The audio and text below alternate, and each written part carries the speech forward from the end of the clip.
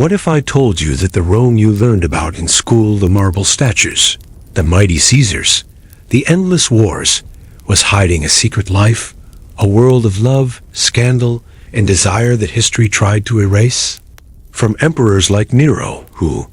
married men in full public ceremony, to Hadrian, who turned his beloved Antinous into a god, to soldiers carving love notes for each other in distant provinces, to gladiators who weren't just heroes of blood, but icons of forbidden's fascination. This is the Rome that never made it into textbooks. Festivals where men dressed as brides, bathhouses where whispers curled in steam, graffiti that confessed secret longings, and laws that condemned one role while permitting another. Every corner of the empire pulsed with contradictions, laughter, cruelty, tenderness, and courage. This isn't just boring history. It's the wild, hidden, untold history of same-sex love in ancient Rome. And by the time you've heard it all, you'll see the empire, and maybe even yourself, in a completely new light. In the quiet of night, when the world outside your window slows down and the usual noise of the day dissolves into soft silence, let me take you into a part of history that very few school books mention. A chapter that lies between the official lines, whispered in old letters, carved in faded graffiti on ancient walls, remembered not through the speeches of emperors, but through the softer, hidden lives of those who loved differently than the state expected. And that is the untold history of homosexuality in ancient Rome, a subject often cloaked in mystery, misunderstood by modern retellings, and simplified into moral judgments. But in truth, it was far stranger, richer, and more complex than many imagine. And so tonight, as you settle in, maybe in a dimly lit room with a blanket around your shoulders, maybe listening with the faint rhythm of rain tapping at your window, or the distant hum of the city like a heartbeat far away, I invite you to drift gently with me into this story that is not only about politics or emperors, but about intimacy, secrecy, power, shame, and desire that shaped lives in ways official history rarely admits. And as we begin, let me ask you softly, have you subscribed to our channel yet? Because here you will always find the pieces of boring history that were never truly boring, the fragments that glow brighter in the quiet hours. And I would love for you to join us again tomorrow night. So tell me, where are you listening from right now? What time is it where you are? Perhaps midnight in Lahore, dawn breaking in London, or an afternoon pause in New York. Wherever you are, this story is waiting for you, unfolding like an old papyrus that has been hidden in the dark for centuries. And as you close your eyes, you may imagine yourself walking into the Roman Forum at dusk, the marble columns turning gold under the last light, the air heavy with the smell of smoke, bread, and sweat, voices echoing in Latin as merchants close their stalls, soldiers march past with armor clinking softly, and tucked away in shaded porticos or behind the curtains of a bathhouse, another layer of life is being lived, one that historians often treated with embarrassment or hostility, but which ordinary Romans knew well. The presence of same-sex love, not always celebrated, not always condemned, but woven into the fabric of their daily existence in ways that might surprise you. For in ancient Rome, intimacy between men could be a matter of status, of politics, of dominance, rather than romance. Yet hidden inside these arrangements were still moments of tenderness and longing, the kind that no law or custom could fully control. And as we walk deeper into these marble streets, let us pause and imagine a young man, a poet perhaps, leaving a small tavern on the edge of the Subura, the city's most crowded and chaotic district, carrying with him not just wine on his breath, but a secret affection he cannot confess openly, yet which he encodes in verses that centuries later will confuse or scandalize translators who prefer to smooth away the rough edges. And this is the strangeness of Roman homosexuality, that it lived in contradictions, where an emperor like Hadrian could openly mourn the death of his beloved Antinous, commissioning statues of him in every province turning his beauty into a godlike cult, while ordinary citizens might still face mockery or shame if their love broke the invisible rules of masculinity. For Rome was not a place of freedom in the modern sense. It was a place of roles and expectations, where who you loved mattered less than who held power in the relationship. And so as you relax deeper into your pillow, picture those candlelit villas where senators reclined on couches, whispering to their favorite boys. Picture the bathhouses where steam curled like veils around bodies that lingered too long together. Picture the graffiti scribbled on Pompeian walls, boasting of conquests not of women but of men. And ask yourself gently, why did history bury these details? Why did later centuries decide to erase them? And what truths still lie waiting beneath the ruins? Tonight, we will not rush to answer. We will only walk slowly, one step at a time, through these hidden corridors of Rome, where desire was never simple, and love wore many disguises. And as you drift into this world, you may feel a gentle curiosity, pulling you onward, because the deeper we go, the stranger the details will become. Stranger even than emperors, turning their lovers into gods. And that is where part 2 will take us, into the peculiar, unsettling, and oddly tender realities of how Romans balanced public honor with private passion. A story that will only get more curious the further we wander. The night grows heavier in our imagination as we leave the bustling forum and slip further into the quieter corners of Rome. The alleys where lamplight flickers on wet stones and the shadows of arches stretch across sleeping neighborhoods. Because in these quieter spaces, the city reveals secrets that rarely reach the pages of official chronicles. And it is here, when the noise of politics fades, that we begin to understand the strange rules the Romans invented around desire. Rules that were less about who one loved and more about how that love was expressed. For in Rome, masculinity was guarded fiercely, not as a matter of private identity, but as a public performance. So while a man might take pleasure with another man, he could not without consequence show himself as the passive one, the receiver, for that role was equated with weakness, humiliation, and the stripping away of Roman dignity. And this paradox meant that entire lives of love were negotiated in whispers, in carefully constructed hierarchies, where one man could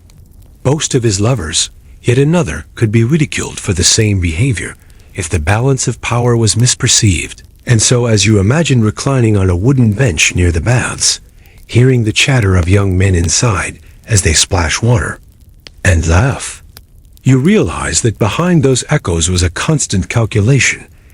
Who holds authority? Who risks shame? Who walks away untarnished? And who becomes the subject of jokes etched in graffiti on the walls? For the Romans recorded their humor with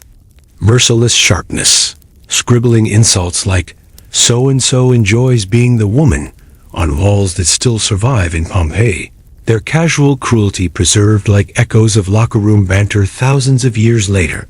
And it was in these moments of raw expression that we see not just the rules, but the anxieties of the society. A place where love had to be masked with dominance, where tenderness had to disguise itself behind jokes or metaphors,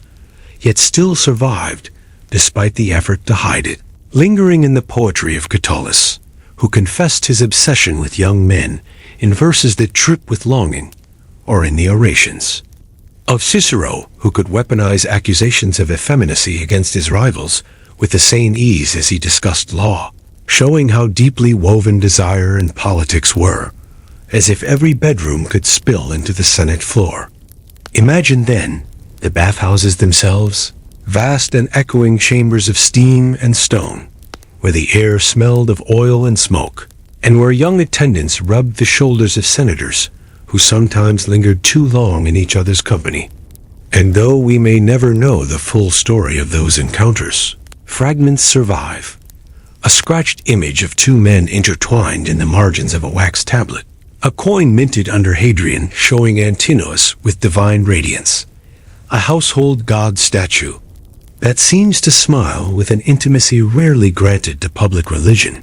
And these fragments remind us that though Rome cloaked love in rules, love found its way out, sneaking into art, jokes, rituals, and monuments, surviving despite attempts to control it. And yet this history also has a darker side, because what might seem permissive was not freedom but constraint, where a young slave boy could be taken as a lover, not by choice, but by the expectations of his master, where intimacy became another extension of power and conquest, and where the boundary between desire and exploitation blurred so heavily that even in their poetry we can hear the unease, as if Romans knew their love was tangled with violence, but could not imagine it otherwise. And that too is part of this story. The way empires write rules not only over land, but over bodies, claiming them as territory, arranging intimacy like they arrange armies, so that even love became a kind of battlefield. And yet within this battlefield, small rebellions flickered, moments where affection exceeded the script, like Hadrian mourning Antinous not as a mere possession, but as a soul he could not replace, or a grieving epitaph left by one soldier for another, inscribed with words of devotion that slipped past the censors of honor, proof that even under the weight of empire, the human heart whispered truths too stubborn to die.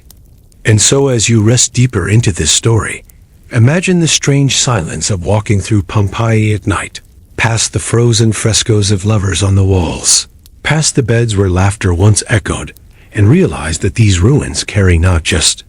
the dust of empire, but the echoes of forbidden tenderness, waiting centuries for us to notice. And if tonight you are wondering what stranger truths still lie buried beneath Roman power, know that in the next part, we will follow the trail of emperors themselves, some of whom broke every convention, some of whom flaunted their lovers before the world, and some of whom turned passion into scandal so shocking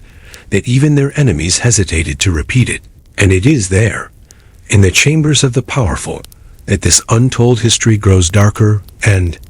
even more intriguing, a story you will not want to miss as the candlelight flickers toward next part. The deeper we wander into Rome's labyrinth of desire, the more the shadows draw us toward the palaces of the emperors, where marble columns tower above torch-lit courtyards, and the air hums with the heavy perfume of power, for it was here in the gilded chambers of rulers that the rules of love and shame bent most dramatically, sometimes upheld in public rhetoric, sometimes shattered in private indulgence. And the contradictions are staggering, because while ordinary Romans were bound by unspoken codes of masculinity, an emperor could flaunt his affections so brazenly that even scandal could not dethrone him. And yet the same scandals have colored the way history remembers him, as though sexuality itself became a weapon wielded by enemies and gossips. Imagine the palace of Nero, the young emperor infamous for excess, whose golden house stretched across the city like a second Rome. And in its candlelit halls, he staged not only theatrical performances, but also a wedding ceremony to another man, dressing himself as the bride, veiled and adorned, while the court looked on. A performance that shocked his contemporaries, not because intimacy between men was unheard of, but because Nero dared to invert the script, claiming the passive role that was considered humiliating. And he did it not once, but twice, taking two husbands in mock marriages that blurred the line between theater and politics, indulgence and defiance. And though historians like Suetonius wrote of him with contempt, lacing their accounts with ridicule, one cannot help but sense that something more complex was happening, that Nero, lover of art and performance, was crafting a new identity for himself, in which love was not merely an act of domination, but a spectacle of belonging, though the cruelty of his reign makes it difficult to romanticize. And so his story becomes tangled, a blend of genuine intimacy and ruthless theater, leaving us to wonder what was true affection and what was performance. For power. Then there was Elagabalus, the teenage emperor from Syria, who scandalized Rome with his defiance of every custom, peering in women's clothing, asking physicians if they could perform surgeries to transform his body and surrounding himself with male lovers whom he elevated to positions of honor. And though ancient writers condemned him as decadent and perverse, their outrage reveals more about Rome's fear of blurred boundaries than about Elagabalus himself. For what he did was push the empire's tolerance past its fragile limits, exposing how conditional acceptance truly was. And yet in these stories, there is also a thread of strange humor, for even the gossip about emperors carried the exaggerations of tavern jokes, tales of wild feasts where emperors married charioteers or courted gladiators, stories that may have been embroidered for shock value, but which nevertheless reveal that Roman imagination itself was haunted by the possibility of rulers who loved differently. Contrast this with Hadrian, remembered less for scandal and more for devotion, whose grief for Antinous led him to turn his lover into a god, raising temples, founding cities, and commissioning statues that still gaze at us with serene beauty. And in this devotion, we see a different dimension of Rome's homosexuality, less about dominance or scandal, and more about enduring tenderness. For Hadrian could have erased Antinous as just another court favorite, yet instead he immortalized him as divine, suggesting that even within the structures of empire, a human heart could break open with love so deep it defied politics. Yet beneath these stories lies the darker undercurrent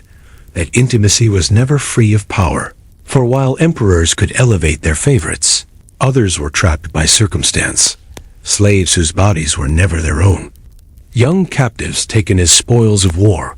boys whose names were lost even as their faces adorned frescoes or coins. And this is the part of the story that soft history often hides, the truth that Rome's openness existed alongside exploitation, that what looked like tolerance was built on inequality, and that even emperors' grand romances were shadowed by the cries of those who had no choice. And it is here that the emotional reality seeps in, the reminder that love, when filtered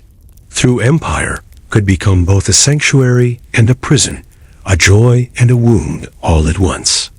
Picture the gossip of senators as they reclined in the curia,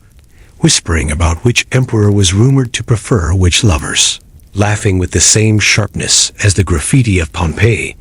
their jokes carrying both venom and fascination, because to them an emperor's private life was never private. It was a mirror of the empire itself, a test of strength or weakness, a sign of divine favor or corruption. And in this way, love itself became political currency, capable of shaping reputations and echoing through centuries of storytelling, until even today we sit here in the quiet of our rooms, piecing together these fragments from biased chroniclers and scattered ruins, trying to find the human heart that pulsed beneath the marble masks of power. And as you let your eyes grow heavier, think of how strange it is that a society so powerful and so brutal could also be so obsessed with the tender, secret details of desire, and how the very same empire that built aqueducts and roads across continents also built myths of lovers whose stories still breathe in stone, reminding us that history is never only about battles and laws, but also about glances across banquet tables and whispered vows in the dark. And if tonight you are still awake enough to wonder, then know that in the next part,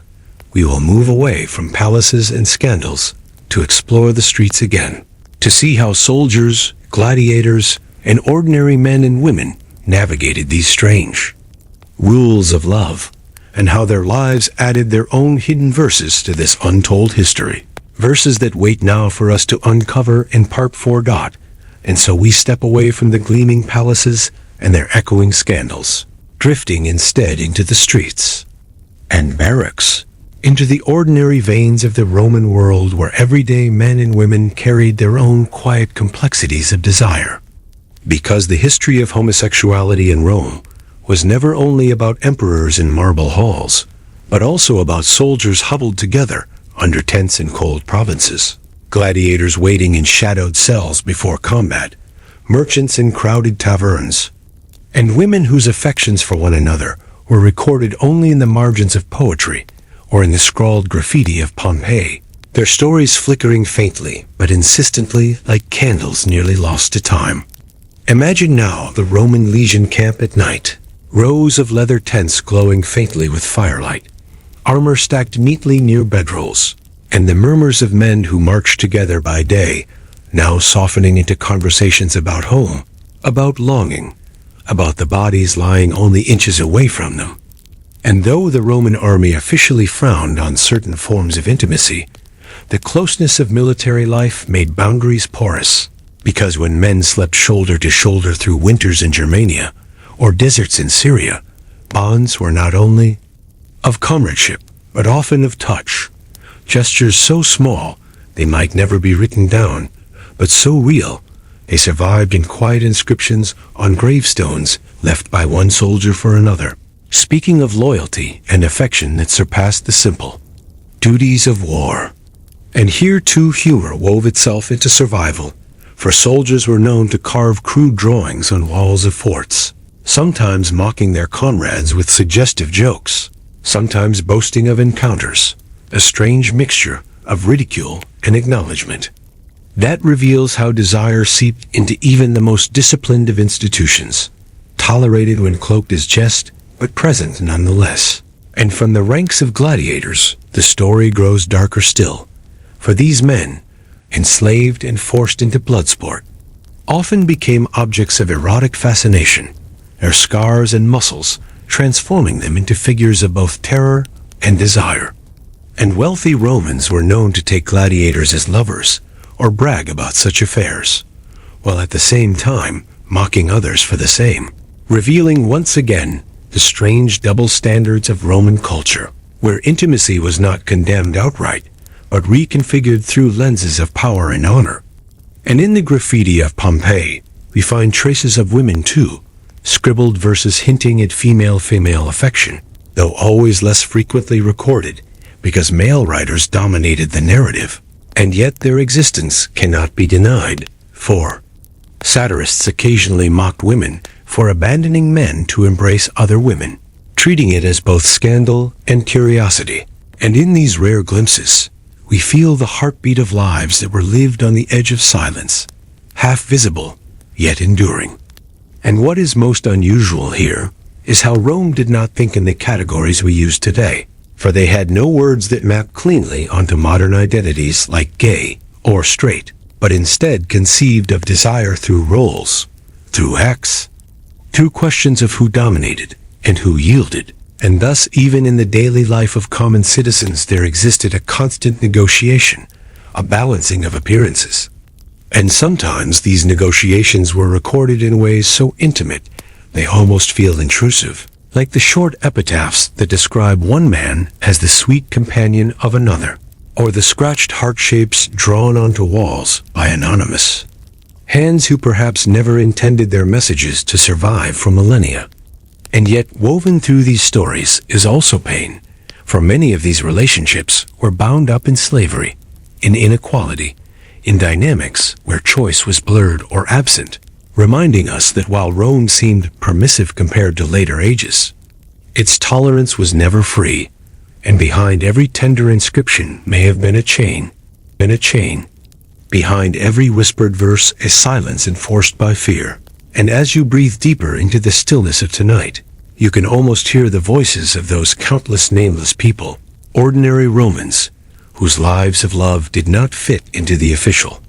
mold, their memories etched faintly into stone, their emotions lingering like the smell of wine spilled in a tavern long ago. And yet there is something strangely comforting too, that even amid empire, oppression, and hierarchy, people still found ways to love each other in the shadows, still carved hearts on walls, still left words of devotion, still reached for warmth.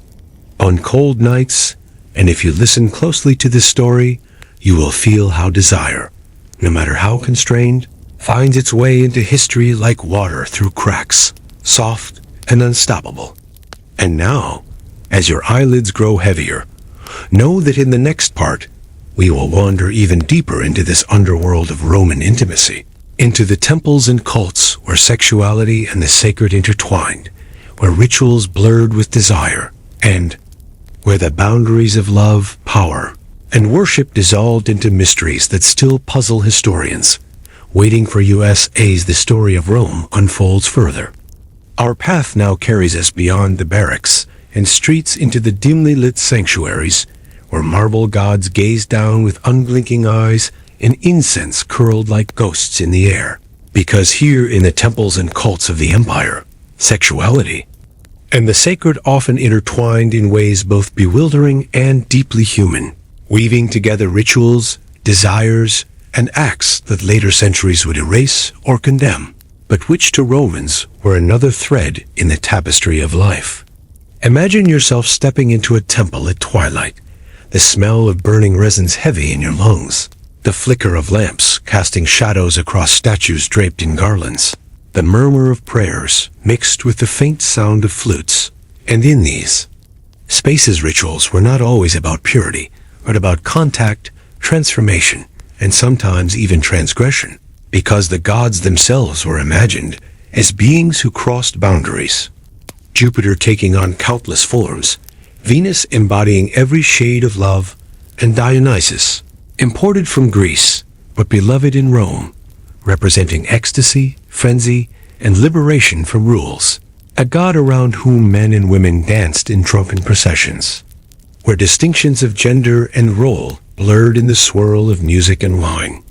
And within such cults, especially the mysteries of Bacchus, whispers told of rites where men embraced one another, where initiates surrendered to divine madness. And though Roman authorities sometimes cracked down on these gatherings, declaring them dangerous to the order of the state,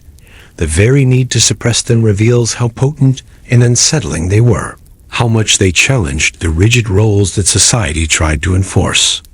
Even stranger were the cults of Cybele, the Great Mother, where her priests, known as Galli, renounced traditional masculinity entirely, dressing in female robes, wearing makeup, and sometimes even castrating themselves in devotion, living as embodiments of a third identity that unsettled Roman sensibilities yet could not be erased, and though writers mocked them as bizarre or unmanly, they nevertheless existed openly within the city, performing rituals on festival days, singing in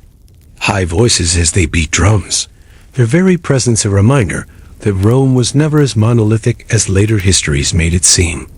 And in these spaces, love between men or between women could take on sacred meaning, veiled within the language of worship, so that what might be ridiculed in the form could be sanctified in ritual. And though the details are hazy, fragments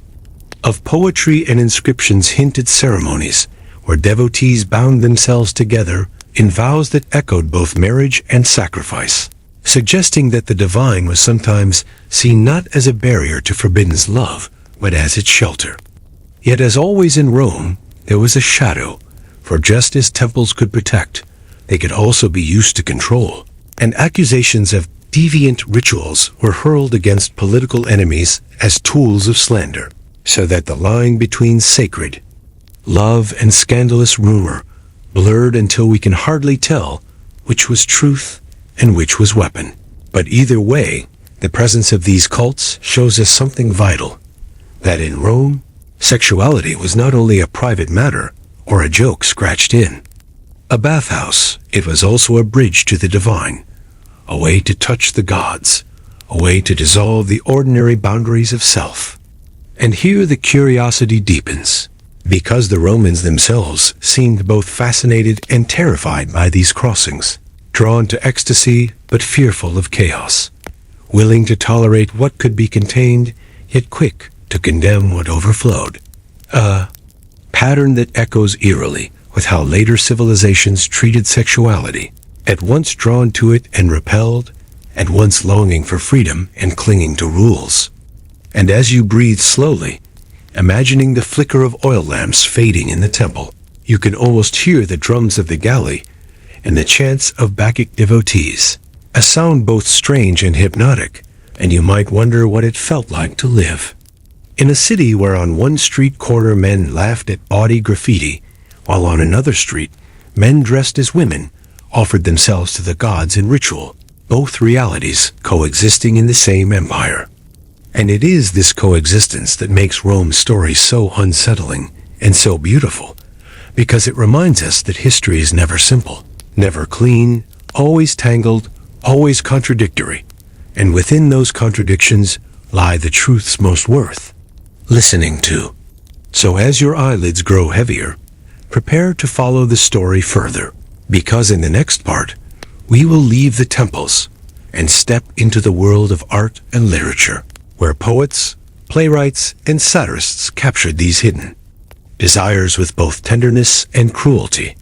leaving us verses that shimmer with longing even as they sting with ridicule. And it is through their words that the whispers of Rome's untold loves continue to reach us. Waiting in part 6, leaving behind the incense-filled temples and the echoing drums of cult rituals,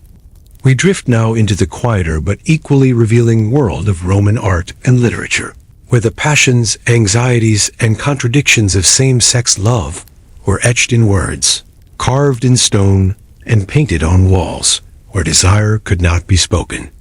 Openly in politics, but found sly expression in verses, plays, and graffiti. And though much has been lost, enough survives to show us how complex, how playful, and how darkly honest the Romans could be when they gave voice to their hearts. Picture a dimly lit study in the home of a Roman poet. Scrolls stacked on shelves, wax tablets scattered on a desk, and a lamp glowing faintly as the poet leans over his work, whispering lines to himself, some about love of women, some about men, as if the boundary was never fixed but flowed like water, depending on the mood of the pen. And here we encounter Catullus, one of the most famous lyric poets, whose poems reveal not just affairs with women, but obsessive love for a young man named Juventius. Verses filled with longing, jealousy, tenderness, and anger. Verses so raw that later ages struggled to translate them without softening their edges. And when you read them today, you still feel the pulse of desire that refused to be tamed by conventions. A young man daring to immortalize his attraction, even while society's rules hovered over him. Then we turn to Martial, the sharp-tongued satirist whose epigrams danced between humor and cruelty, who mocked rivals by accusing them of effeminacy, who joked about men caught in compromising acts, but who also, in the very act of ridicule, preserved glimpses of lives otherwise invisible, so that through his biting wit we catch sight of Romans kissing in dark alleys, lingering too long in bathhouses, or boasting about gladiator lovers, all told with a wink and a sting, the way gossip at a feast might sound when poured into verse. And in the plays of Plautus and Terence, though meant for laughter, we sometimes find jokes about men pursuing boys or slaves, making sly comments about their master's preferences, lines tossed off casually, as though the audience needed no explanation.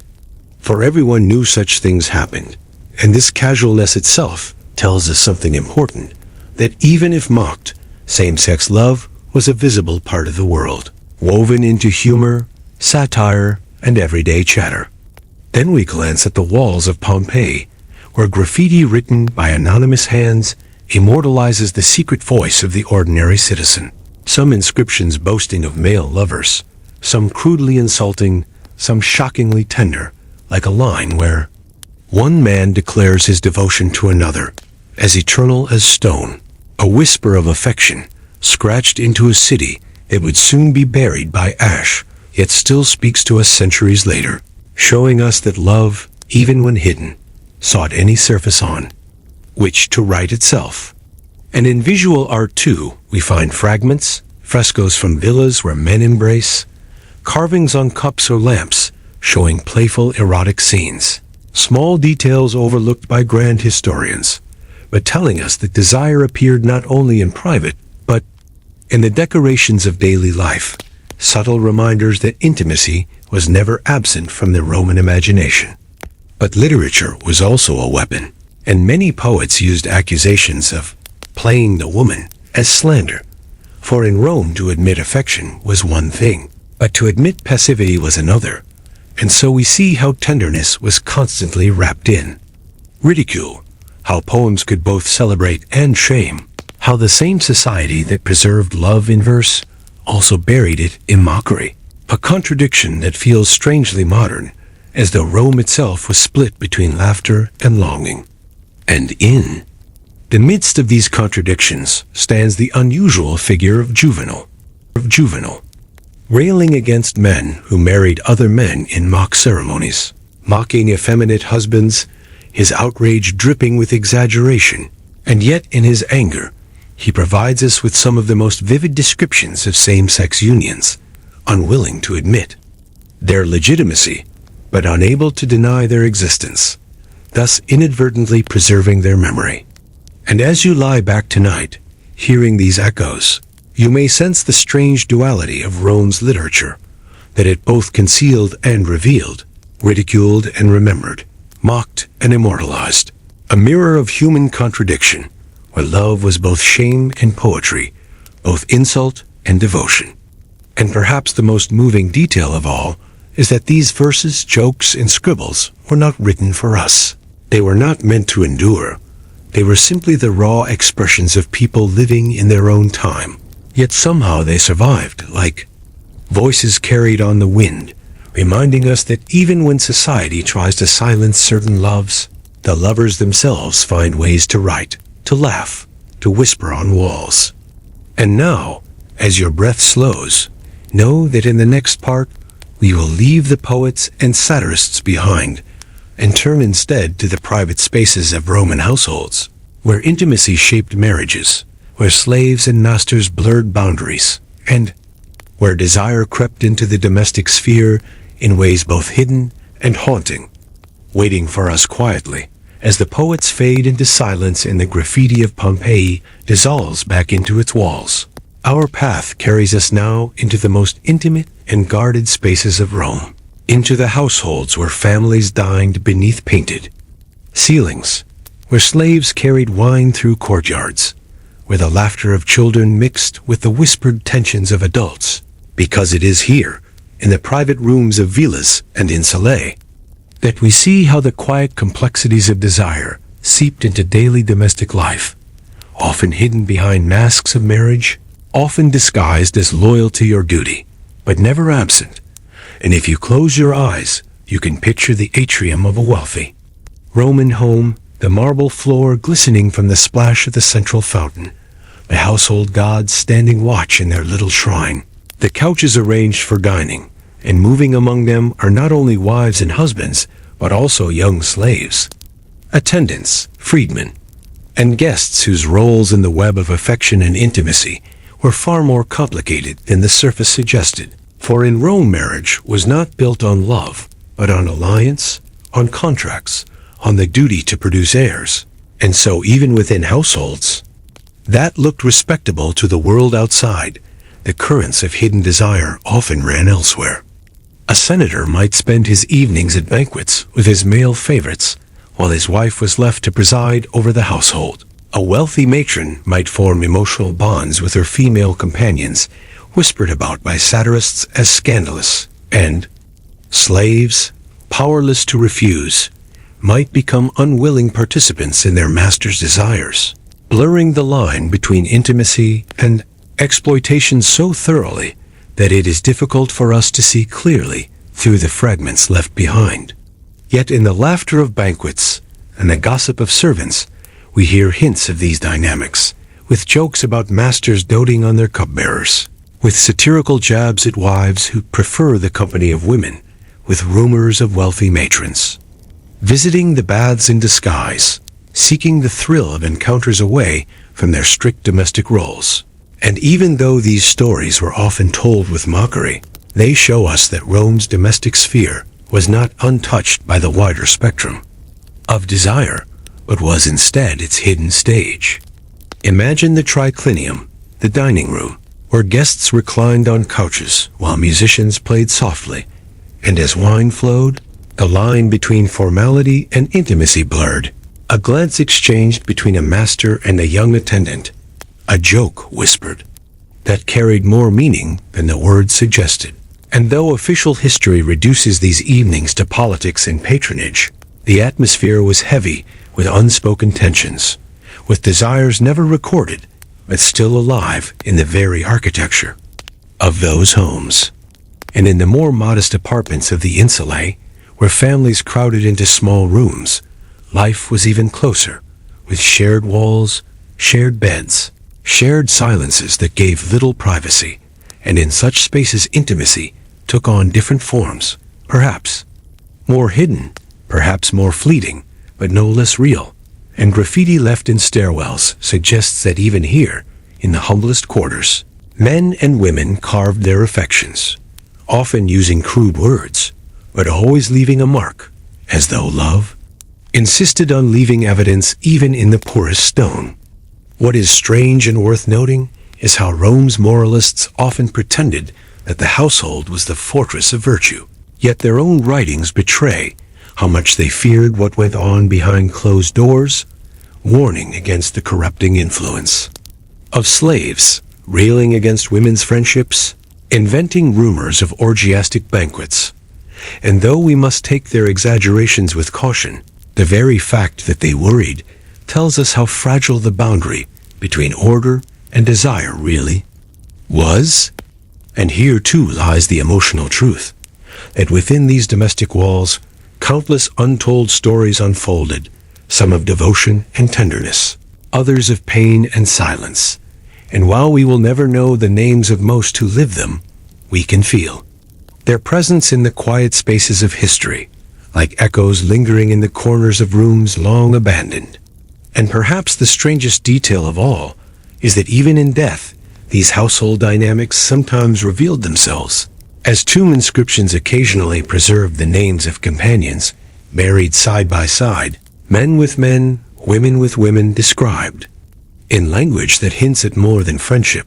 suggesting that love, even if hidden in life, sometimes surfaced in memorials when it could no longer be punished, a final act of defiance carved in stone. And so as you let this image settle in your mind, the villa with its polished marble, the insula with its crowded stairwells, the quiet tomb with its whispered epitaphs, you may sense how love and desire in Rome were never confined to palaces or temples, but lived also in kitchens, in bedrooms, in gardens and courtyards, quietly threading itself through the fabric of daily life. And in the next part, we will follow that thread into an even stranger place, into the arenas and spectacles, where gladiators became objects of forbidden fascination, where the blood of combat mingled with desire, and where Rome's hunger for violence blurred with its hunger for beauty. A paradox waiting now. We step out of the private rooms of Roman households and into the roaring heart of the empire's entertainment, the arenas and amphitheaters, where gladiators fought for survival beneath the eyes of thousands. Because here, in the mingling of sweat, steel, and spectacle, we find another layer of the untold history of desire, where violence and beauty were bound together in ways that still unsettle us, and where gladiators, both feared and adored, became objects of erotic fascination, their bodies admired as much as their combat skills, their scars turned into symbols of strength, and their very suffering woven into fantasies whispered by those who filled the stands. Imagine entering the Colosseum at dawn, the air still cool as crowds begin to gather, vendors shouting, animals restless in cages below. And yet among the noise is also the rustle of silks as senators and matrons take their seats, scanning the arena not only for blood, but for glimpses of men whose bodies were trained to perfection, men who belonged to the state and to the appetites of those who watched. And though the combat was brutal, the desire it stirred was undeniable, so much so that graffiti in Pompeii declares things like, "Saladus the Thracian is the heartthrob of all the girls," and yet the same walls also preserve lines hinting at male admirers, suggesting that fascination crossed gender boundaries. For gladiators embodied not only strength, but a kind of dangerous allure that made them irresistible. And wealthy Romans were known to pursue affairs with them, boasting of their conquests, while satirists mocked them for degrading themselves with men of lower status, proving once again that Roman desire was always tangled in hierarchies. where attraction itself was not forbidden, but the social implications of whom one loved mattered deeply. Picture now the gladiators in their barracks, the night before a fight, sharpening weapons, drinking, joking in the dim light, their bonds forged not only by training, but by intimacy born of shared risk. And though we cannot know the full extent, inscriptions left by gladiators themselves sometimes hint at affections, at friendships that surpassed comradeship, and scholars debate whether among these men, condemned to die for entertainment, there might also have been stolen nights of tenderness, acts of love hidden among the shadows of barracks built for violence. And in this possibility lies a haunting truth, that even in places of brutality, desire found a way to breathe, like a fragile flame kept alive in the dark. Roman writers oscillated between romanticizing and ridiculing these liaisons, with Juvenal sneering at matrons who preferred gladiators to noblemen, with Martial joking about senators sneaking into gladiators' quarters, their hypocrisy laid bare. And in these sharp words, we see not only humor, but also the reality that gladiators occupied a strange place in Roman desire, both objects of shame and of longing, reminders that attraction was never cleanly separated from power and taboo. What makes this even stranger is how the arena itself was staged like a theater of eroticism, with bodies exposed, oiled, displayed for admiration before combat began. A ritual that blurred entertainment and desire so openly that the line between performance and intimacy vanished. And in that blur, ordinary Romans projected their fantasies, their fears, their unspoken loves, turning the arena into a mirror of the city's hidden cravings. And yet behind this spectacle was also deep cruelty, for gladiators were slaves, prisoners, men without freedom. And so the desire they provoked was never free of exploitation, reminding us that Rome's openness to same-sex admiration coexisted with a system that denied choice, making love itself another extension of empire's power, another echo of conquest carved into flesh. And this contradiction makes the story both fascinating and painful, because while the Colosseum thundered with cheers, in the cells below men sat with their own hearts, their own bonds, their own secret desires that history only half preserved. And perhaps the most unusual detail of all is that some Romans believed that the sweat of gladiators, even their blood, carried erotic or magical power, with women collecting it in vials as aphrodisiacs. And though these accounts are told with both disgust and fascination, they reveal how deeply eroticized the figure of the gladiator had become, his body not only admired, but consumed symbolically, as though Rome itself fed on the intimacy of violence. And so as you rest tonight, hearing the imagined echoes of the Colosseum fading into silence, think of how strange it is that in this most brutal of Roman institutions, there flickered also a current of desire, of admiration, of hidden bonds that could never be erased even by chains or swords. And in the next part, we will leave the arenas and follow the story into another domain of Roman life, the taverns, brothels, and bathhouses, where desire was openly bought, sold, and whispered, where same-sex intimacy was both commodified and celebrated. A world of shadows and laughter waiting for us, leaving the roar of the Colosseum behind. We now wander into the dim, smoky labyrinth of Rome's taverns, brothels, and bathhouses, the places where the empire's desires became most visible, most transactional, and most unashamed, where shadows hid whispers and laughter echoed through narrow corridors, and where same-sex intimacy was not only practiced but purchased, celebrated, and sometimes scorned, depending on who entered and how. Imagine a tavern on a crowded Roman street at night, oil lamps hanging crookily, tables sticky with spilled wine, the smell of roasted meat and sweat mingling in the air. And in one corner, dice clatter against wood, while in another, a musician plucks a lyre. And around these tables men lean in close, their jokes growing bolder with each cup, their hands brushing, their whispers carrying both affection and invitation. And though much of this was cloaked in humor, the atmosphere was permissive enough that such touches were expected, for taverns were places where the strict roles of respectability softened, where the rigid masks of the forum could be lowered for a few hours of laughter and intimacy. Then there were the brothels, some marked with explicit paintings above the doors, some hidden behind unassuming facades, where desire was offered openly like any commodity. And while most rooms catered to heterosexual encounters, evidence survives that male prostitutes also worked these spaces, slaves or freedmen whose services were listed in graffiti like menus on the walls, with prices scratched beside names and crude boasts of skill, revealing not only that same-sex desire had a place in these establishments, but that it was normalized enough to be advertised, even if only in whispers of ink and chalk. The bathhouses, though, were the true theater of Roman intimacy. Vast complexes of marble pools, heated chambers, and echoing halls where the steam clung to bodies and blurred the line between ritual cleansing and erotic play. And writers from the period often joked about the dangers of lingering too long in the baths, for everyone knew they were places of more than hygiene, filled with encounters both fleeting and arranged, with glances exchanged through veils of steam, with touches passed off as accidents, with meetings that later became gossip. And in Pompeii, graffiti survives where men wrote boldly of lovers found in the baths, their crude poetry revealing as much about longing as it does about the humor of the crowd.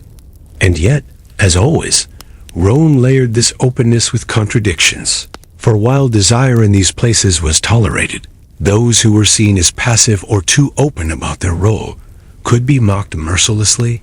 as though pleasure itself was acceptable. Only when hidden under performance of dominance, a strange paradox that turned even acts of love into contests of honor. And within this paradox lived countless untold stories. A senator sneaking into a bathhouse after dusk to meet a favorite boy, a soldier spending his coin on companionship in a tavern far from home, a wealthy matron disguising herself to visit,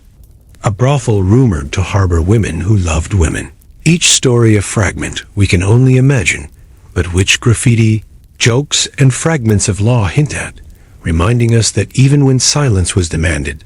the evidence of desire etched itself into the city. And perhaps the most unusual detail here is the discovery of frescoes and carvings in brothel rooms, where scenes of men with men appear alongside those of men with women, suggesting that to the Roman mind, these acts were not as foreign or shocking as later centuries believed, but simply another facet of human appetite, another image to sell or celebrate. And though moralists grumbled, the very survival of these paintings proves that in Rome's underworld of pleasure, same-sex love was not erased but displayed, sometimes even in plain sight. Yet there is darkness here too, for behind the laughter and indulgence were countless lives without freedom, slaves forced into prostitution, young men and women whose bodies became merchandise, their desires irrelevant to the transactions they were part of. And while customers might boast of encounters, the truth of those who provided them is one of silence, coercion, and loss, reminding us again that Rome's seeming tolerance rested on inequality, that what looked like openness was also exploitation, and that the brothels and baths carried not only laughter, but also tears swallowed by walls that could not speak. And still, even in this world of transaction, glimmers of affection slipped through. Inscriptions where a man dedicates a line to his favorite, where a client leaves a message of devotion beyond the act of purchase, where tenderness found its way even into a system designed to strip it away, as though love, no matter how commodified, insisted on being more than a bargain. And so, as you rest tonight, and imagine the flicker of torchlight in those crowded bathhouses, the laughter spilling from taverns, the hushed footsteps in narrow alleys leading to hidden rooms, you may realize that Rome's underworld of desire was not separate from the empire, but at its very heart, beating beneath the marble facades, shaping lives as much as law or war. And in the next part, we will step out of these shadowed spaces and into the bright stage of Roman law and morality, exploring how the state tried to regulate desire, how it punished or ignored certain acts, and how the contradictions of law reveal even more about the untold history of love in Rome.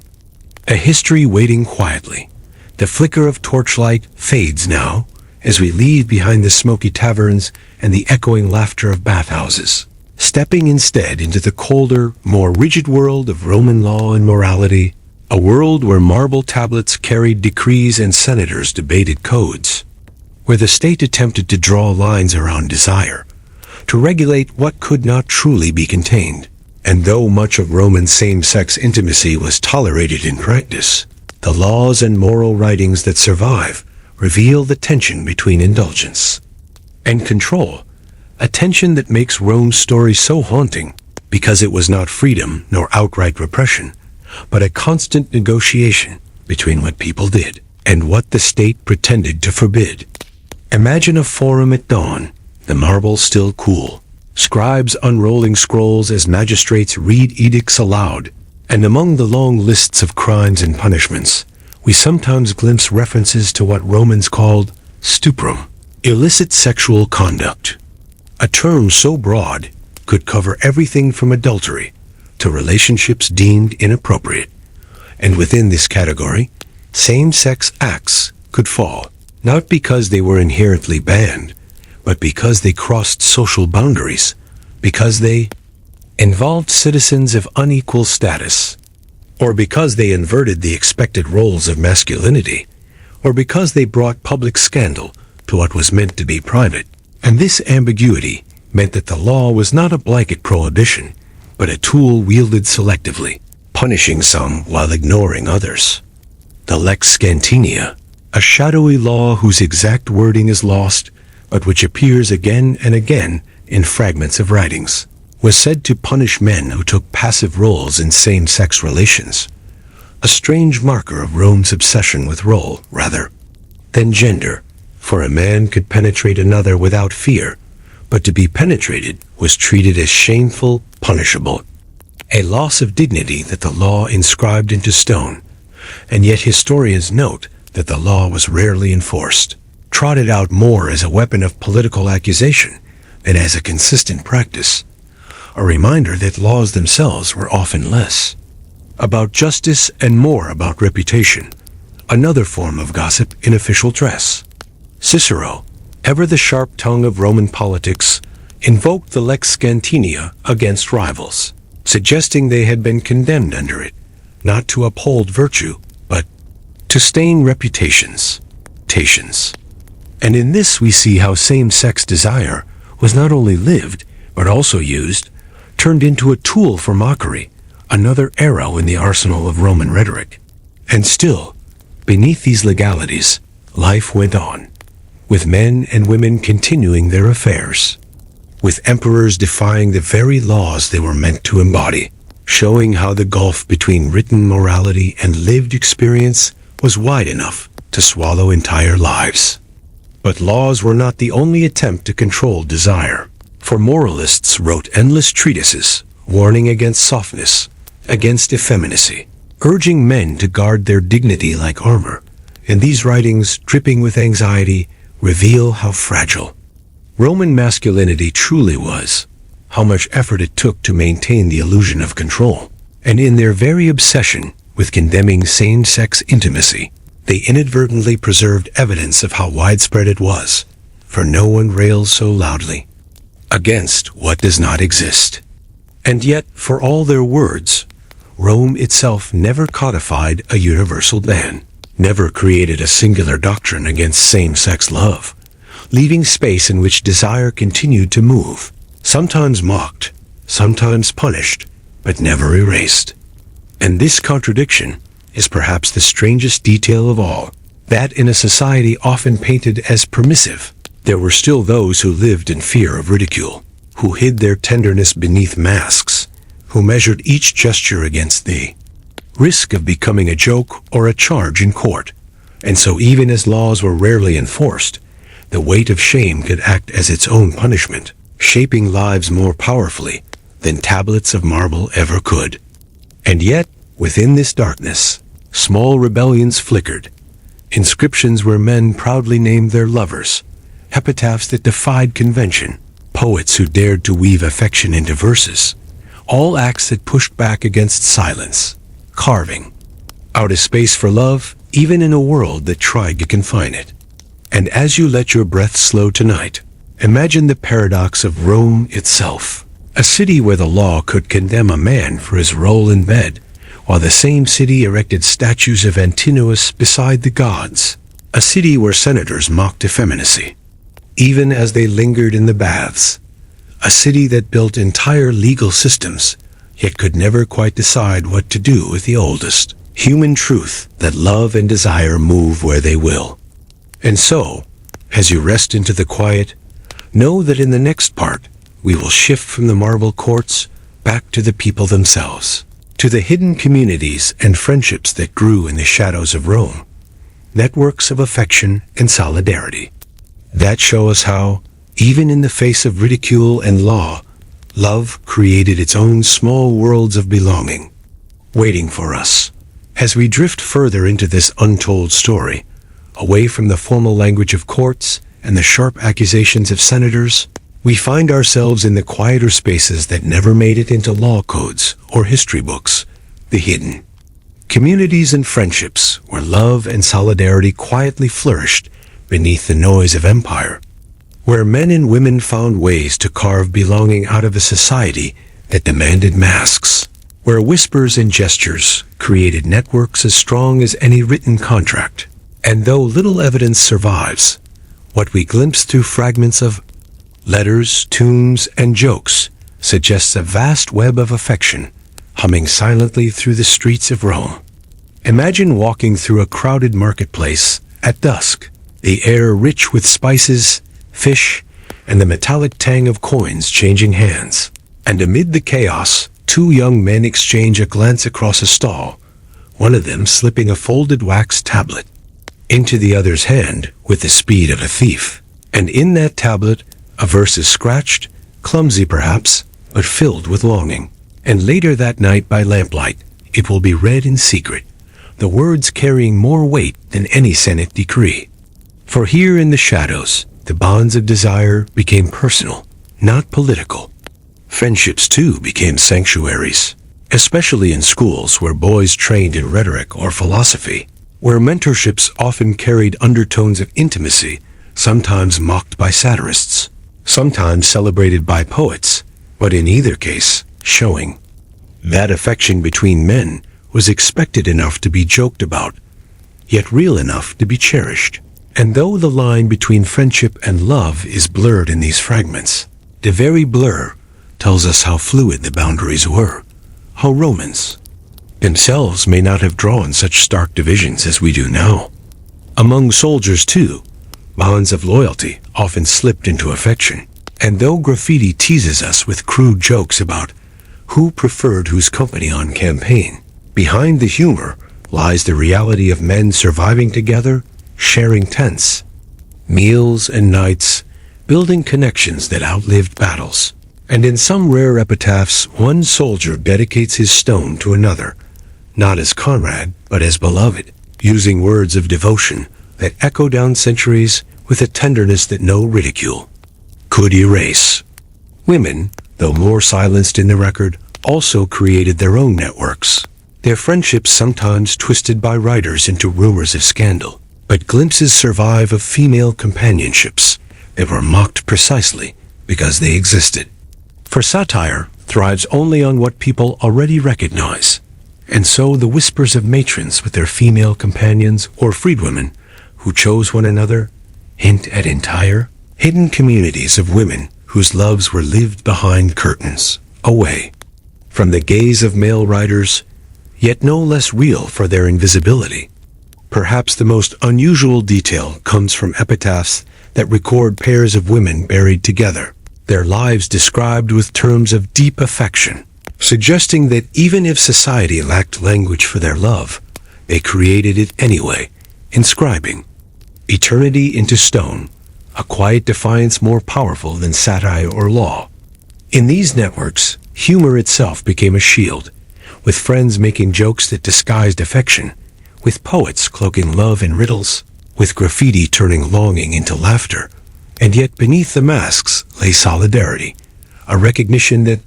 in a city obsessed with roles and appearances, there existed small worlds of trust where people could be themselves.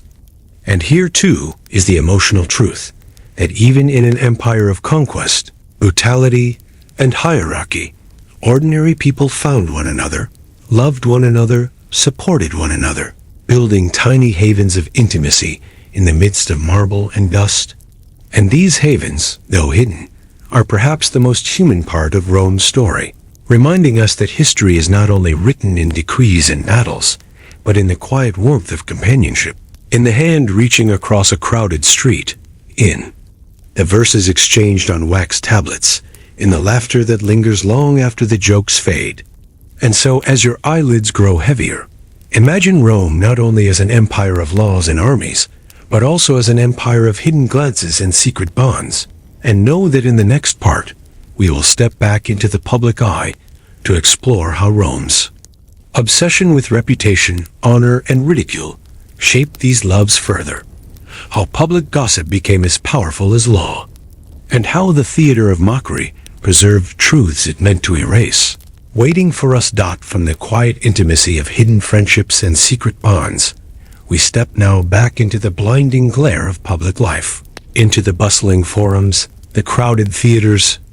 and the gossip-filled banquets of Rome, where reputation was currency and ridicule could wound as deeply as any blade. For here desire was not only lived in shadows, but performed in whispers, accusations, and laughter, a theater where the lives of others were endlessly dissected, where the private became public and the personal became political, and where the very mention of same-sex intimacy could be weaponized into satire, slander, or entertainment. Imagine the forum at midday, the marbles shimmering with heat, senators in their togas walking briskly, vendors hawking figs, and amid the chatter, a rumor spreads that a prominent man is said to have taken the passive role in bed, and in an instant his dignity collapses in the eyes of others, not because desire itself was alien, but because Rome's obsession with honor demanded that masculinity remain untarnished. And so jokes bloom like weeds, sharp epigrams circulate, revels chuckle in corners, and suddenly a man's political future trembles on the fulcrum of a whisper. Roman satire thrived on such insinuations, with Martial and Juvenal spinning entire verses around accusations of effeminacy, their words dripping with wit but also cruelty, mocking men for painted faces, soft voices, or supposed lovers, turning what might have been private longing into public humiliation. And yet, paradoxically, in their eagerness to shame, they also preserved the very details they despised, recording for us scenes of men marrying men, of women preferring women, of senators sneaking into gladiator barracks, all wrapped in ridicule but still captured, proof that gossip, even when cruel, ensures survival of what silence tries to erase. In the theaters, too, same-sex desire became a subject of laughter, with actors in masks exaggerating effeminate gestures, mocking stereotypes of soft men, drawing raucous applause from crowds who laughed at the caricature while perhaps recognizing shadows of reality in their own streets. And in this laughter, we glimpse a society simultaneously condemning and acknowledging, mocking and preserving, unable to stop speaking of what it claimed to despise. At banquets, the gossip flowed with wine, with senators leaning over couches to whisper scandals about rivals, with women rolling their eyes at husbands who blushed too easily when young boys poured the wine, with poets scribbling down the juiciest lines to rework later into biting verse, and so the domestic table became another stage. Another amphitheater of reputation, where desire was not denied, but reshaped into humor, leaving those targeted both humiliated and immortalized. Even emperors were not spared, for Nero's weddings to men became the favorite fodder of satirists. Elagabalus's gender defiance turned into scandalous comedy, and Hadrian's devotion to Antinous, mocked by some as weakness, even as his grief, turned into divine cult. And thus gossip, satire, and ridicule became the mirrors through which Rome saw its rulers, distorting but also preserving truths that would otherwise vanish. Yet beneath the humor lies an emotional truth, that to live in Rome was to live under the constant gaze of others, where every gesture, every rumor, every intimacy could be twisted into performance. And though love found its way through glances and poems, it also bore the weight of potential humiliation, a reminder that freedom was always conditional, dependent not on one's own heart, but on the laughter or silence of others. Perhaps the strangest detail of all is that some Romans seemed to embrace the ridicule, playing into it, wearing their reputations with defiance, turning mockery into a kind of armor, as if to say that laughter could wound, but could also be survived. And in that survival, love itself endured, hidden yet undeniable. And so as your eyes grow heavy, imagine the murmur of voices in a Roman banquet hall, the clink of cups, the low laughter of gossip spilling like wine across the room, carrying secrets that will outlive the night. And know that in the next part, we will step further into this interplay of image and reality, exploring how art, statues, and monuments themselves became silent witnesses of same-sex desire, how stone carried what words tried to shame, and how the empire's marble faces tell a story that whispers still as the laughter of gossip and the sharp edges of satire fade. Let us turn now to the world of stone and bronze, to the statues, monuments, and artistic fragments that line the streets and villas of Rome, silent witnesses that speak more honestly than words ever could. For while poets mocked and senators slandered, sculptors carved and painters brushed images that revealed another layer of desire, immortalizing bodies and affections in forms that still breathe across the centuries. Imagine walking into a villa in Pompeii before the eruption, the walls glowing with frescoes painted in vibrant reds and ochres, scenes of myth unfolding across plaster, gods embracing mortals, men clasping men in ways that are half heroic and half tender, the brushstrokes lingering on muscles, on eyes that meet, on touches that suggest more than mere friendship. And though later visitors tried to cover or censor these works, they remain etched into the very plaster, stubborn against erasure. In private gardens, statues of Ganymede, the beautiful boy abducted by Jupiter, stood as symbols of divine favor, but also as acknowledgments of the erotic pull between men. His youthful form poured into stone and placed beside fountains where water trickled like whispers, as though the gods themselves had blessed what human tongues dared not name. Hadrian, in his grief for Antinous, commissioned hundreds of statues across the empire, each sculpted face capturing a tenderness so profound it radiates still, with eyes half-lidded, lips parted, hair curling in eternal softness. And these statues, scattered from Britain to Egypt, speak of a love so deep that even empire could not silence it, turning desire into divinity, mourning into marble, affection into architecture. And perhaps this is the strangest, most enduring testimony of all, that the most powerful man in the world expressed his heartbreak, not with silence, but with art so abundant it became a cult. Statues worshipped as gods, altars built to a beloved who might otherwise have been forgotten. And in smaller artifacts too, the whispers survive: cups etched with scenes of male lovers reclining together, lamps decorated with pairs of men or women in embrace, gems carved with delicate figures that slipped into rings worn on hands that carried their secrets everywhere, as though even the smallest tools of daily life wanted to remember what official histories tried to bury. Some of these objects were hidden away in secret rooms, like the so-called Gabinetto Segreto of Naples, where collectors centuries later locked away erotic art from Pompeii, deeming it too scandalous for public view. Yet, in their attempt to hide it, They only proved how much of Rome's life pulsed with erotic imagery that did not shy away from same-sex scenes, but placed them alongside heterosexual ones without distinction, suggesting that for Romans desire was less about categories and more about appetite, about roles, about the endless fascination with bodies. There is humor here too, in the graffiti that mocks a man for commissioning a statue too flattering of his favorite, or in satirical poems that accuse rivals of filling their homes with statues of boys rather than gods, jokes that may have stung, but which inadvertently remind us that such art was common enough to be mocked, and therefore common enough to be real.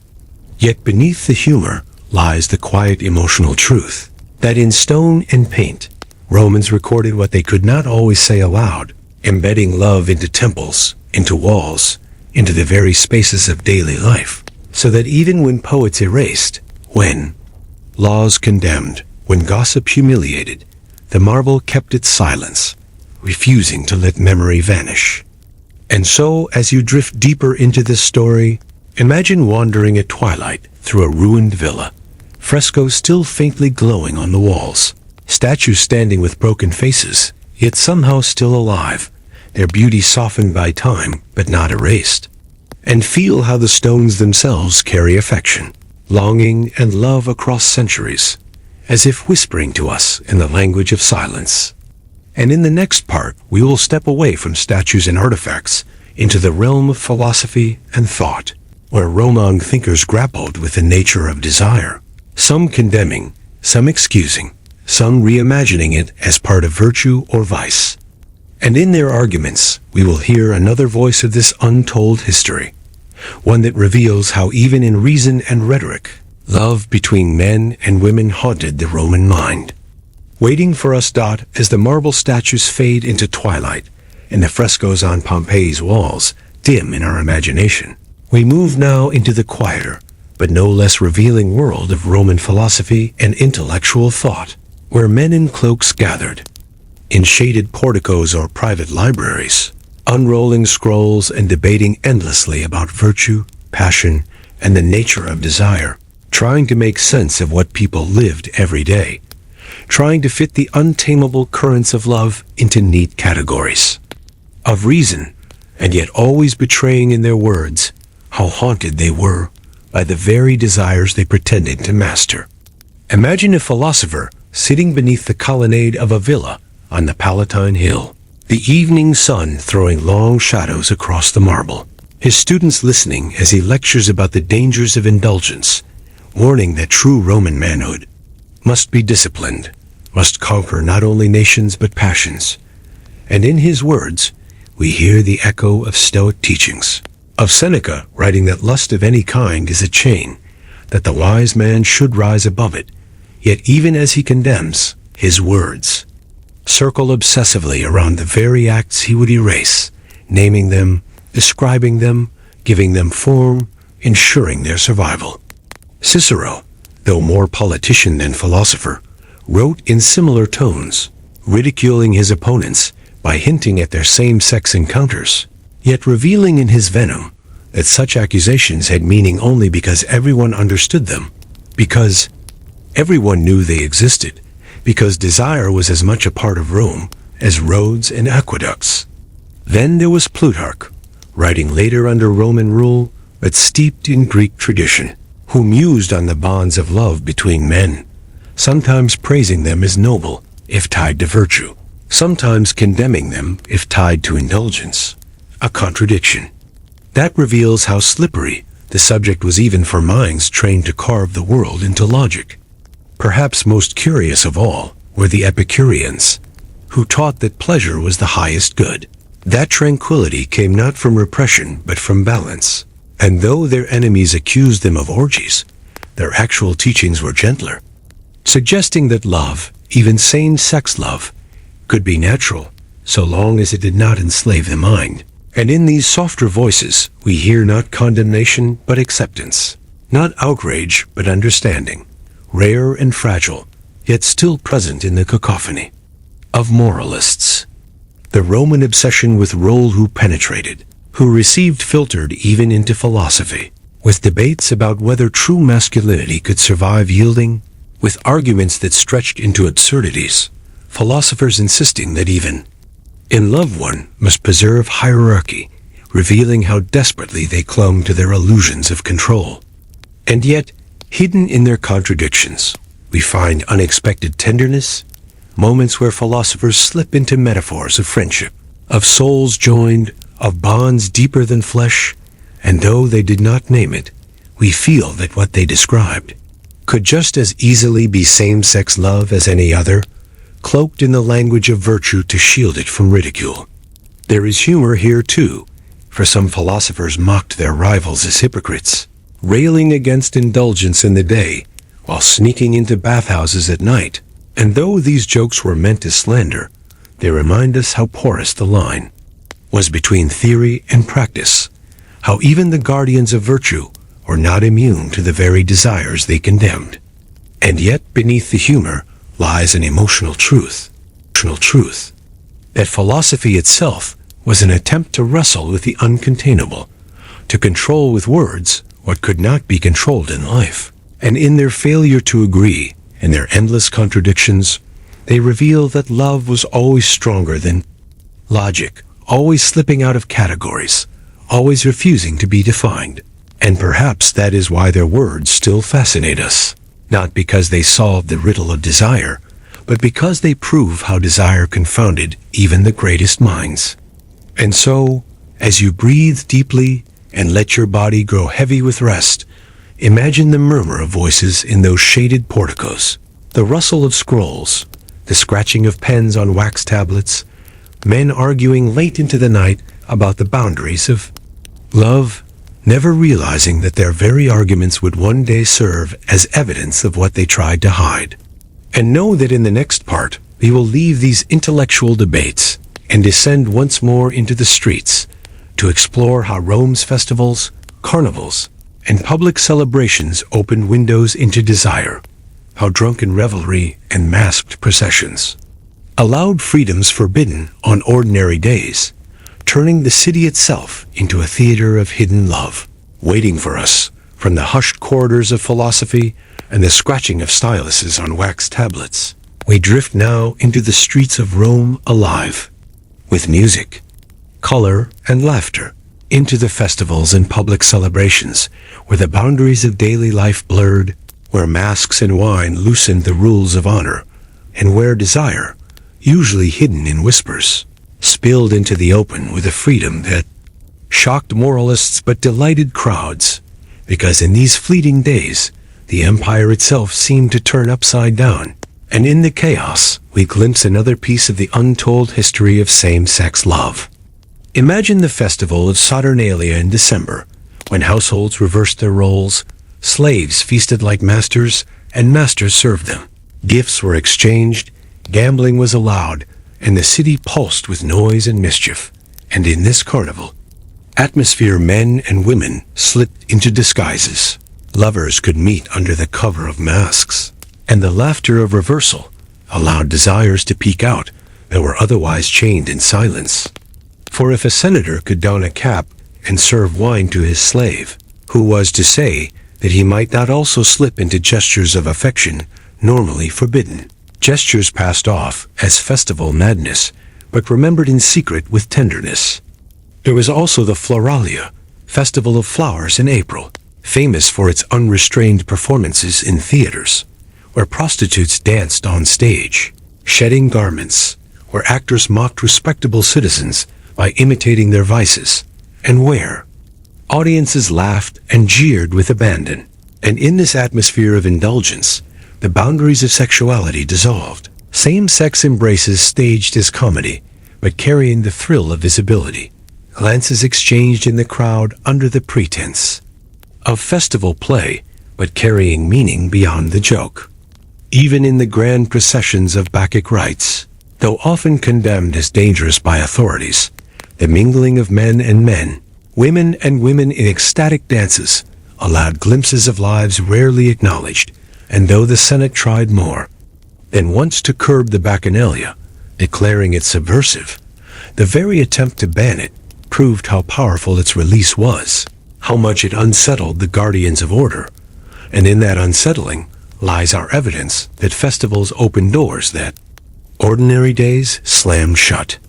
Unusual details appear in accounts of these celebrations, like stories of young men dressed as brides parading through the streets, or of women playfully taking on male roles in mimic weddings, rituals that blurred gender with laughter, mocking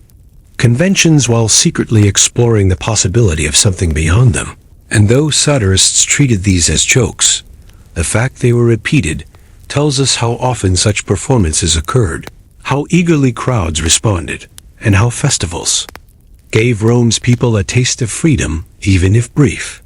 Humor sparkled in these days too. For graffiti in Pompeii records festival jokes about who kissed whom behind masks, inscriptions teasing friends for being caught playing Saturnalia a little too long, reminders that even crude wit carries within it the reality of what truly happened. Yet beneath the humor lies a deeper emotional truth, that in a society where law, honor, and reputation weighed so heavily, festivals provided breathing room, spaces where lovers could touch hands without fear, where men could admire other men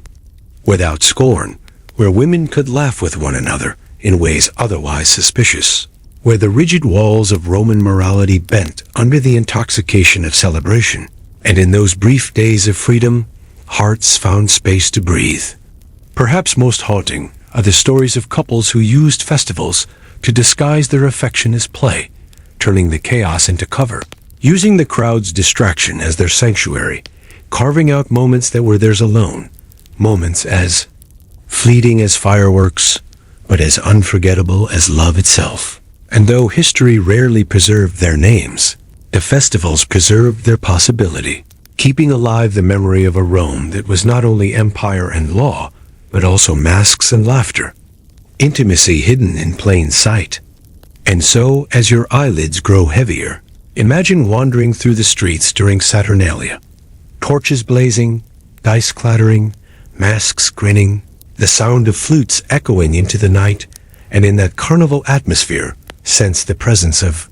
those unspoken desires fluttering freely for a moment before the order of empire returned. And know that in the next part, we will step back into that order, into the harsher realities of how empire expanded its rules onto conquered peoples,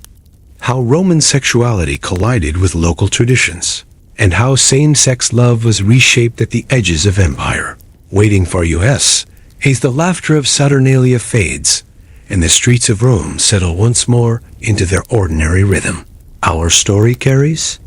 us beyond the city's marble heart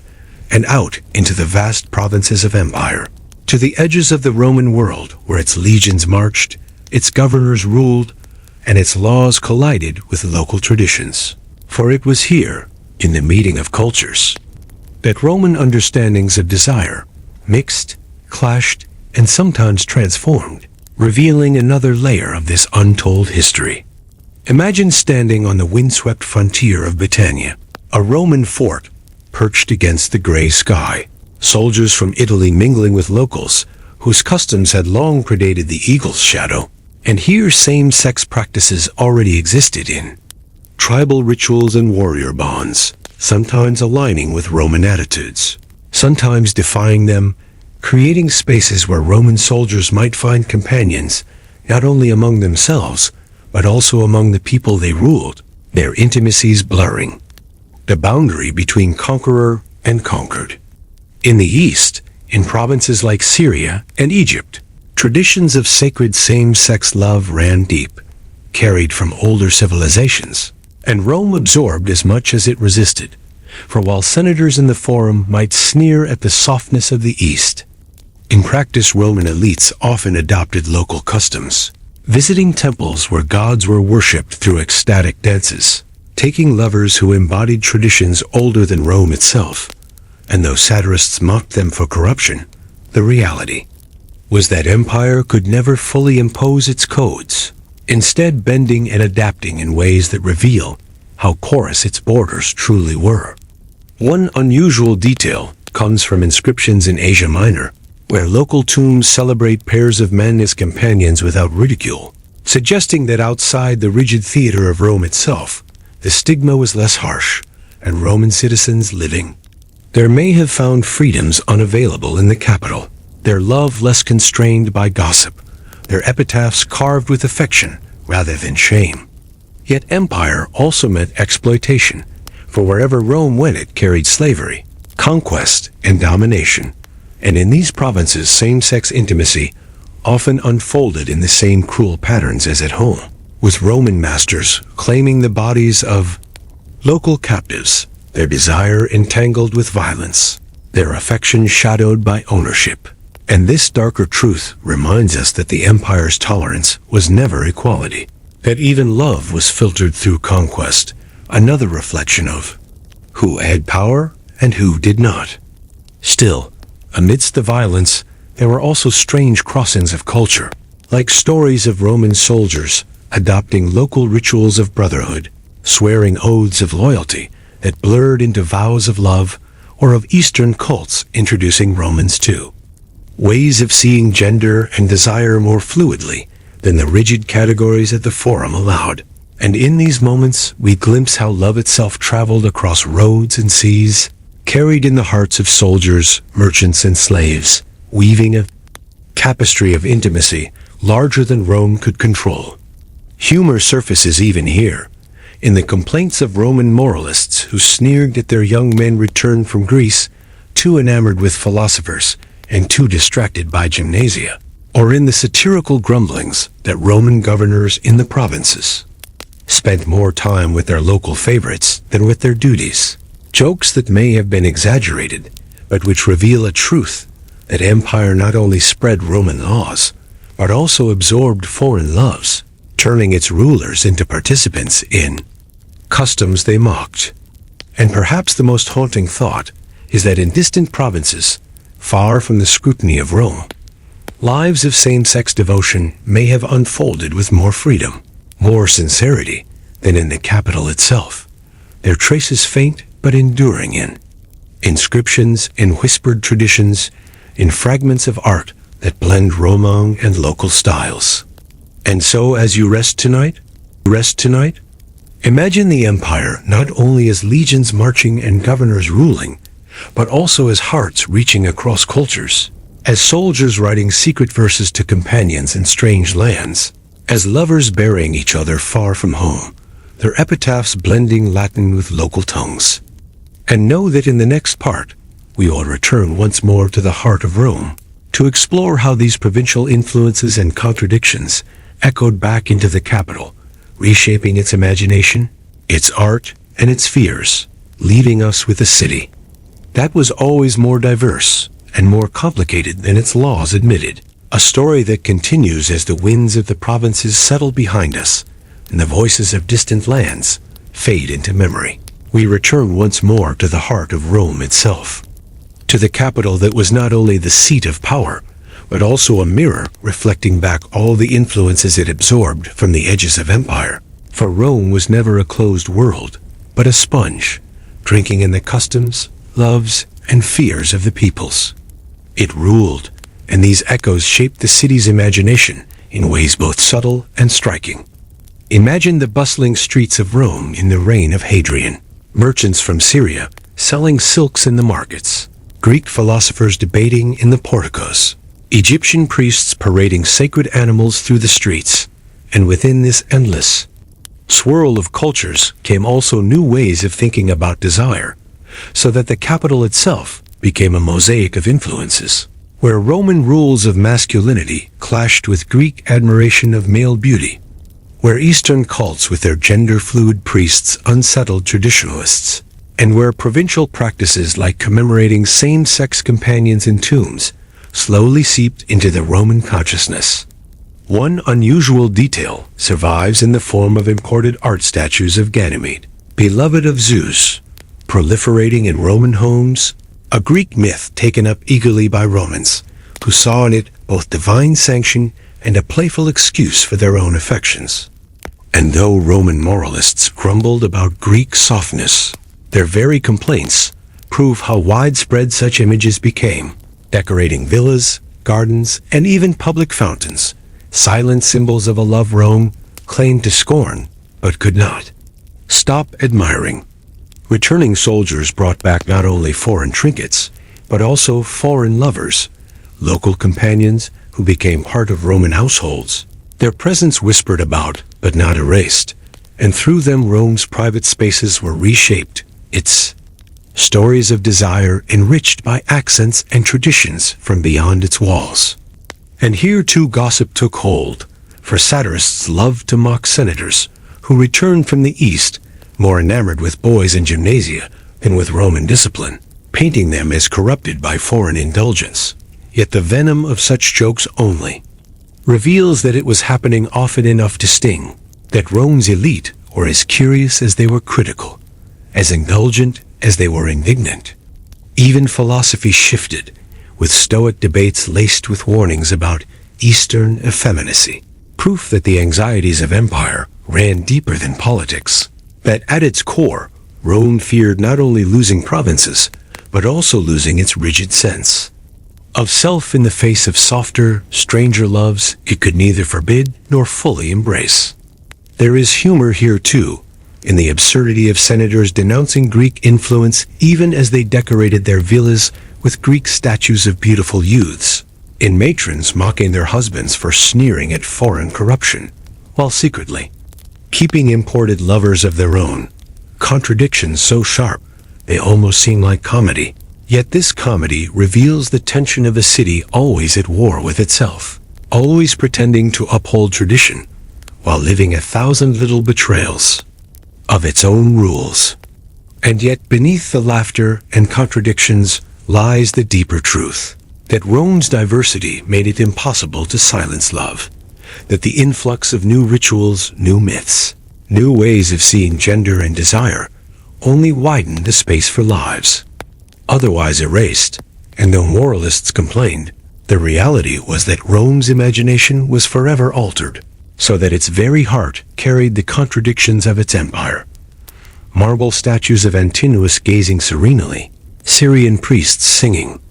in high voices, Greek poems recited at feasts, tombs whispering of companions buried together, all threads woven into one restless tapestry. And as you let your eyes close gently now, imagine walking at dusk along the forum, hearing the babble of dozens of languages, the clash of accents, the laughter of soldiers and merchants, and know that each voice carried not only goods but desires, not only stories of conquest, but stories of love, until the capital itself became a city of endless contradictions, where everything foreign was both mocked and desired, scorned and celebrated, condemned and immortalized. And in the next part, we will follow this thread even further into the shadow of empire's decline, exploring how attitudes toward same-sex desire began to shift as Rome grew restless, as new religions rose, and as morality itself hardened under the weight of fear, setting the stage for the transformation of love's story in ending part. And so, as the story of Rome slowly closes, what remains is not only the grandeur of empire, its roads and aqueducts, its triumphal arches, and its marble forums, but also the quieter truths we have traced together through these long hours, the whispered poems scribbled on wax tablets, the graffiti in Pompeii that joked and confessed at the same time, the statues of Antinous that still gaze at us across continents, the laughter of Saturnalia that allowed hidden loves to show themselves, the bathhouses and brothels where desire was both commodified and tender, the friendships of soldiers who carved loyalty into stone, and even the cruelty of laws and sermons that tried to silence what could not be silenced. Rome's story of same-sex love is not a neat one, not a tale of liberation or of total repression, but a tapestry of contradictions. Acceptance entwined with ridicule, tenderness shadowed by power, freedom followed by fear. As Christianity rose and the empire waned, the easy mockery of Juvenal and Martial hardened into condemnation. And yet, beneath the sternest edicts, love continued its quiet work, as it always has, surviving where it is least expected. Perhaps that is why these fragments feel so alive, because they remind us that history is not only emperors and laws, but also human hearts beating in ordinary rooms, hands brushing in taverns, glances exchanged in forums, grief poured into statues, devotion etched into epitaphs. And as you listen now, perhaps with your eyes already closed, you might sense that same continuity in yourself, that thread of desire and tenderness that outlives every empire, every sermon, every silence. The Romans did not think of themselves in our words gay, straight, queer, but they lived the truth that love will always spill across categories, that it will always find expression in laughter, in art, in ritual, in the smallest gestures of belonging. That truth remains, waiting not only in ruins and marble, but in every breath you take tonight, in the quiet reminder that what survives of Rome is not only stone, but the pulse of lives too, ordinary to be remembered, and yet too stubborn to be erased. So rest now, letting those voices settle gently around you, like the soft hush of history itself, knowing that their story continues in yours, and as the empire fades into sleep, may you drift there too, carrying with you the comfort that love has always been part of our human story, always hidden, always resilient, always waiting in silence to be remembered.